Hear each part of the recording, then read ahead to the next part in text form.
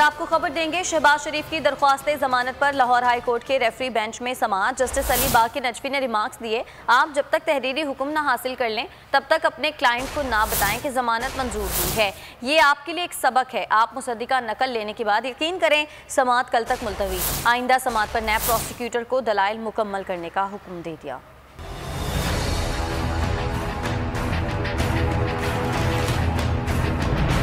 शहबाज शरीफ की जमानत होनी है या नहीं, केस के तमाम हकाइक जानकर ही फैसला कर सकते हैं। लाहौर हाई कोर्ट में जस्टिस अली बाकर नजफी की सरबराही में दरख्वास्त जमानत पर समाअत। वकील आजम नजीर तारड़ ने अदालत को बताया कि कानून के मुताबिक जमानत मंजूर की गई थी।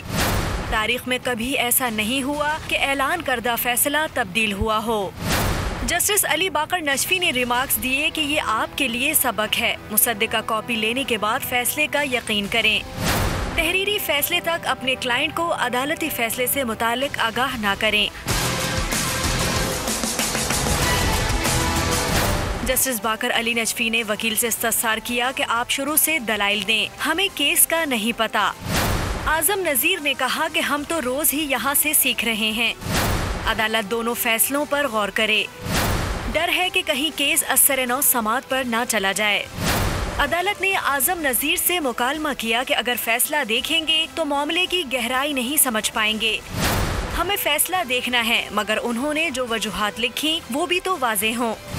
शहबाज शरीफ ने दौरान इंक्वायरी अपनी रकम से मुताल्लिक कुछ तो बताया होगा। रेफरी जज ने मजीद समाअत कल तक मुलतवी करते हुए नैब प्रोसिक्यूटर को दलाइल देने का हुक्म दे दिया।